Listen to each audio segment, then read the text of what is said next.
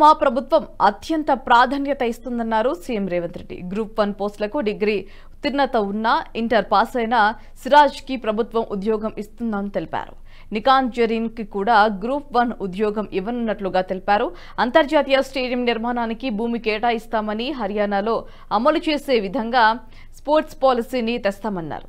LB స్టేడియంలో sports కు బదులు రాజకీయ చర్చలు ఎక్కువయ్యాయన్నారు. గతంలో ఎన్నడూ లేని విధంగా స్పోర్ట్స్ కోటాకు 361 కోట్లు కేటాయించామన్నారు. చదువులోనే కాదు ఆటల్లో రాణించిన మంచి భవిష్యత్తు ఉంటుందని మా ప్రభుత్వం భరోసా కల్పిస్తుందన్నారు సీఎం రేవంత్.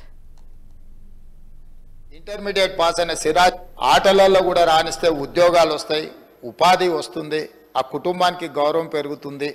ఈ విషయం ప్రపంచానికి తెలవడం కోసమే ఈరోజు నిఖత్ జరీన్కి ఆర్థిక సాయం అందించినాం. జూబ్లీహిల్స్ బంజారాహిల్స్ ప్రాంతంలో ఇల్లు కట్టుకోవడానికి 600 గజాల ప్లాట్ ఇచ్చినాం. అదేవిధంగా సిరాజ్కు కూడా మనం ప్రభుత్వ ఉద్యోగం గ్రూప్ 1 అతని ఎడ్యుకేషన్ క్వాలిఫికేషన్ లేకపోయినా ఎగ్జామ్షన్ ఇచ్చి, నేను పదే చెప్పిన చదువు కంటే కూడా క్రీడలలో రాణిస్తే తప్పకుండా ఉద్యోగ భద్రత ఉంటుందని.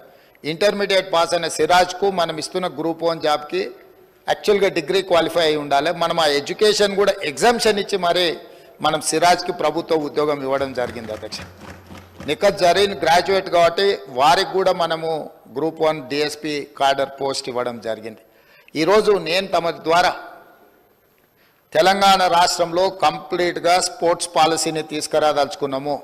వివిధ రాష్ట్రాలల్లో మేము వాటిని స్టడీ చేసి వాటికి సంబంధించిన సమాచారాన్ని కూడా సేకరించినాము.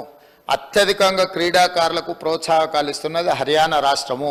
అంటే అర్జున్ అవార్డీస్ కానీ ఇతర ఏ అవార్డీస్ అయినా ఇతర మెడల్స్ ఏం తీసుకొచ్చినా ఆటోమేటిక్గా వాళ్ళకి సహాయం అందించే విధంగా ఒక పాలసీ ఉన్నది.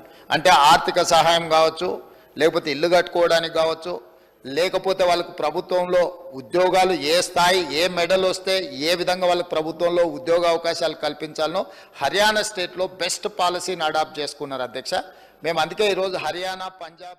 ఈ వీడియో మీకు నచ్చినట్టయితే లైక్ చేయండి, 10 మందికి షేర్ చేయండి. అలాగే కామెంట్ల రూపంలో మీ అభిప్రాయాలను మాతో పంచుకోండి. Nationalist hub group of channels ను సబ్స్క్రైబ్ చేసుకుని తెలుగునాట జాతీయవాద జర్నలిజాన్ని ప్రోత్సహించండి. ఈ వీడియో కింద ఉన్న బెల్ ఐకాన్ పై క్లిక్ చేయడం మర్చిపోవద్దు.